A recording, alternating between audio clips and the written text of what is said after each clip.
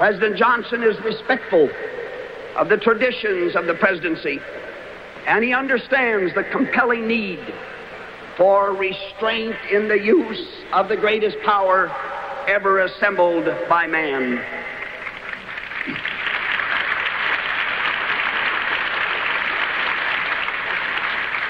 In President Johnson's hands, our people know that our power is for justice.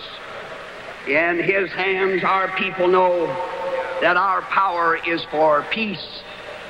And in his hands, our people know that our power is for freedom.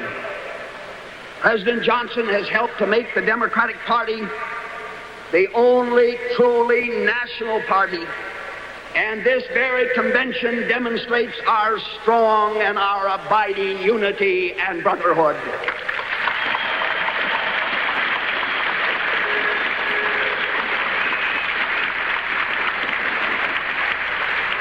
And what a contrast with the shambles at the Cow Palace in San Francisco.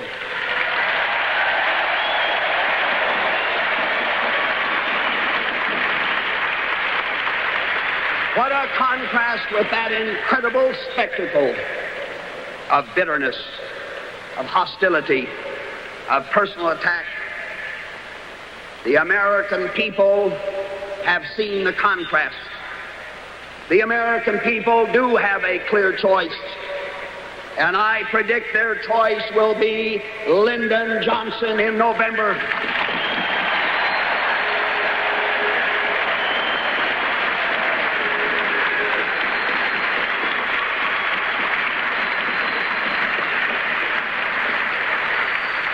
Ralph Waldo Emerson once spoke of the two parties which divide the state. The party of hope, my fellow Democrats, and the party of memory. They renew their rivalry, he said, from generation to generation.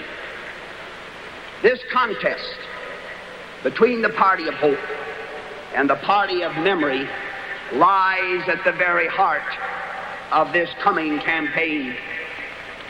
During the last few weeks, shrill voices have tried to lay claim to the great spirit of the American past, but they long for a past that never was.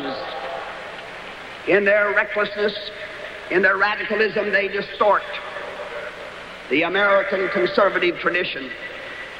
Yes, those who have kidnapped the Republican Party have made it this year not a party of memory and sentiment, but one of stridency, of unrestrained passion, of extreme and radical language.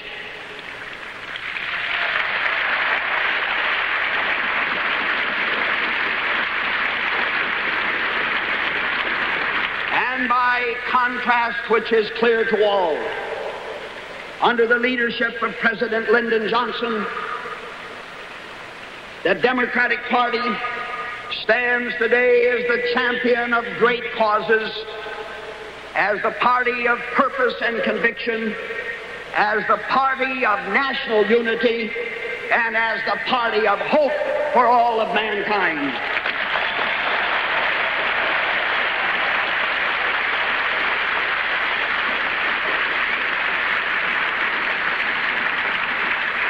Now let me document my case. Above all, the contrast between the Democratic leadership and that of the Goldwater Party is sharp and decisive on the question of peace and security. For 25 years, my fellow Americans, both parties have held the conviction that politics should stop at the water's edge, that we must be united in the face of our enemies, and we must be united in support of our allies and our friends. And I say here tonight to every American, to every friend of freedom, woe to that party or that spokesman that turns its back upon bipartisan foreign policy. Woe to those who are willing to divide this nation and beware of those who cast false doubts upon our great strengths.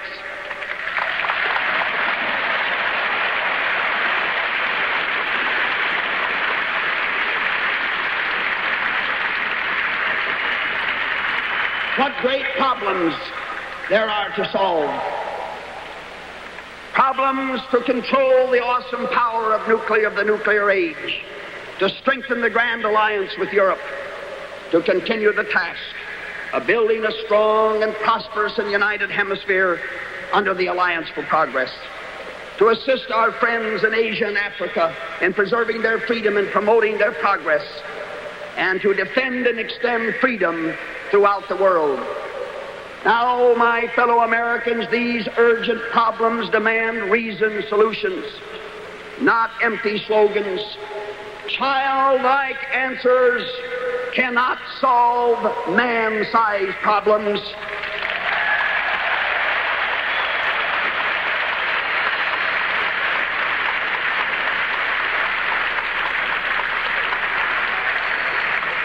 These problems demand leadership that is prudent, restrained, responsible. They require a president who knows that Rome was not built in a day, but who also knows that the great edifice of Western civilization can be brought down in ruins in 1 hour.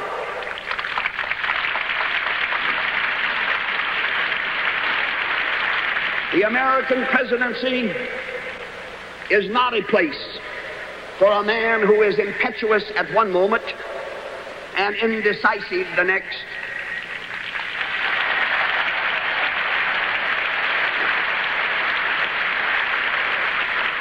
Nor is it a place for one who is violently for something one day and violently opposed to it on the next.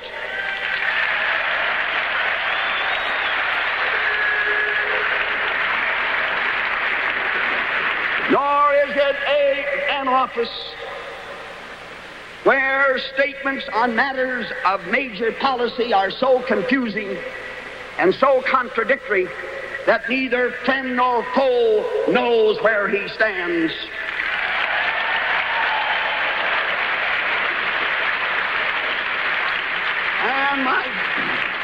And my fellow Americans, it is of the highest importance that both friend and foe know that the American president means what he says and says what he means.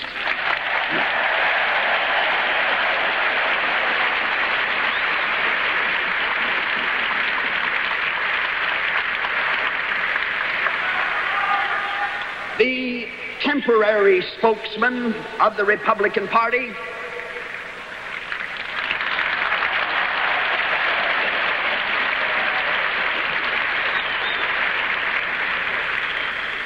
Yes, the temporary Republican spokesman is not only out of tune with the great majority of his countrymen, he is even out of step with his own party.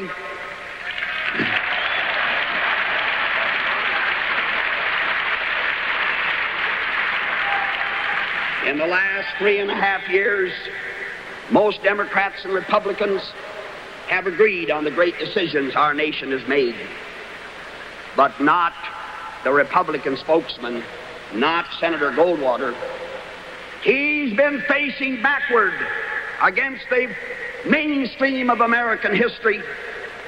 Most Democrats and most Republicans in the United States Senate, for example, voted for the nuclear test ban treaty, but not the temporary Republican spokesman.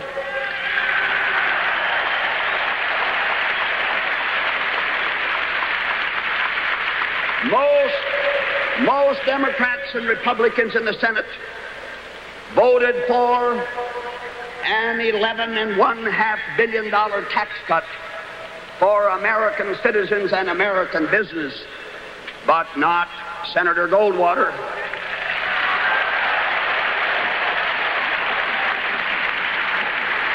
Most Democrats and Republicans in the Senate, in fact 4/5 of the members of his own party, voted for the Civil Rights Act, but not Senator Goldwater.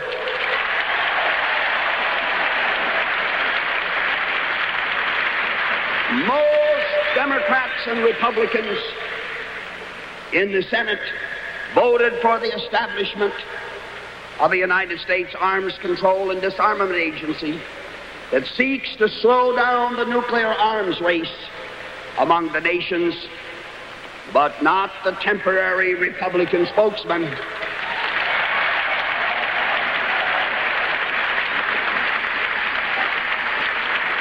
Most Democrats and most Republicans in the Senate voted last year for an expanded medical education program, but not Senator Goldwater. Most Democrats and most Republicans in the Senate voted for education legislation, but not Senator Goldwater.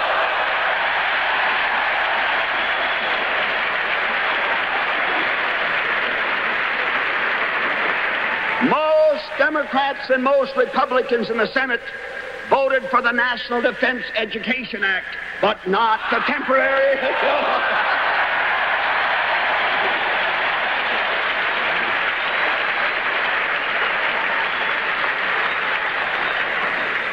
And my fellow Americans, most Democrats and most Republicans in the Senate voted to help the United Nations in its peacekeeping functions when it was in financial difficulty, but not Senator Goldwater.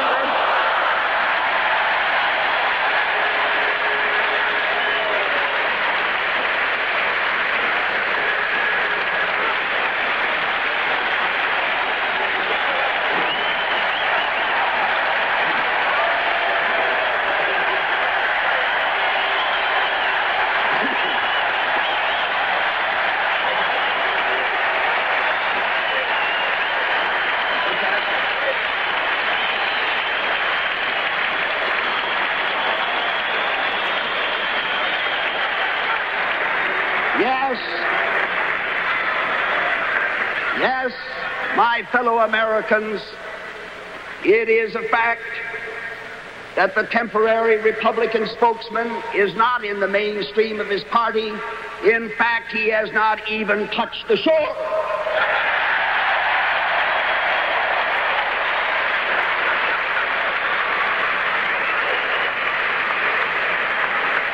Now, I believe in the two-party system, but there must be two responsible parties.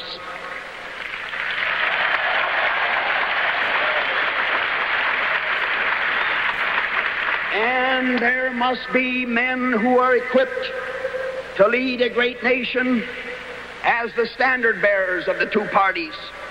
It is imperative that the leadership of the great parties move within the mainstream of American thought and philosophy. I pledge to this convention, I pledge to our great president, to all the American people, my complete devotion to this task, to prove once again that the Democratic Party deserves America's affections and that we are indeed the party of hope for the American people.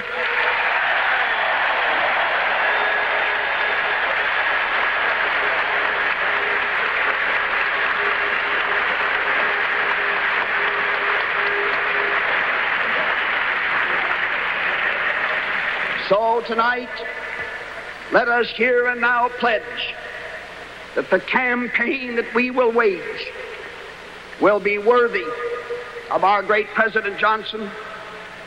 And my fellow Americans, let us hereby resolve and pledge tonight that that campaign will be worthy of the memory of the late and beloved President John Fitzgerald Kennedy.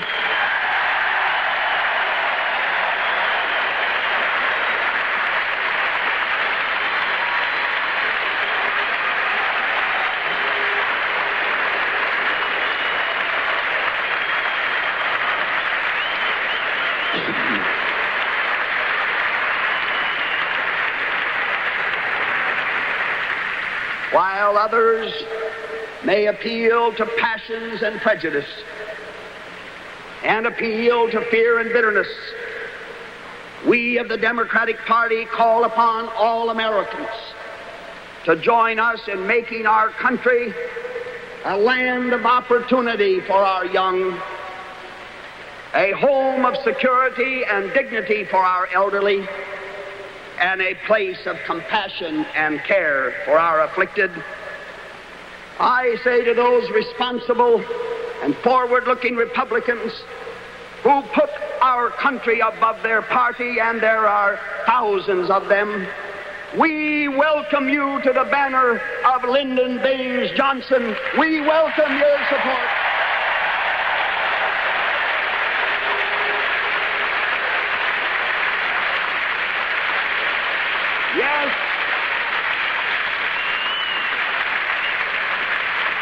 Yes, we extend the hand of fellowship.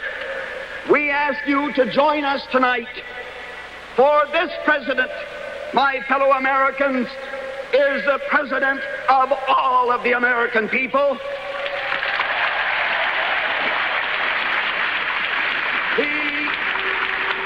He is the president in the great American tradition for labor and for business, no class conflict, for the farm family that will receive the unending attention and care of this president, and for the city worker, for North and for the South, for East and for the West. This is our president.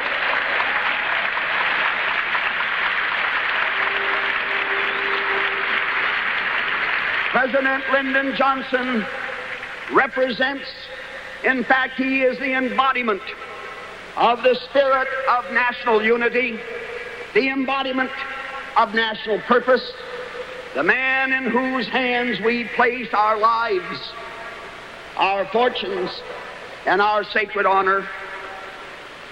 I am proud to be the friend of this great president, and I am very proud that he has asked this convention to select me as his running mate.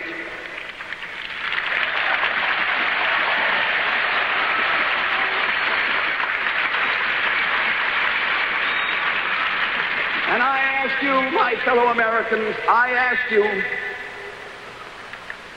to walk with us, to work with us, to march forward with us, to help President Johnson build the great society for America of the future. Yes, let us continue. Let us, fellow Democrats and fellow Americans, let us go forward. Let us take those giant steps forward to which the President has called us, to end the shame of poverty, to end the injustice and prejudice and the denial of opportunity, to build the great society, and to secure the freedom of man and the peace of the world. We can do no less, and to this tonight, let us resolve to pledge our every effort. Thank you.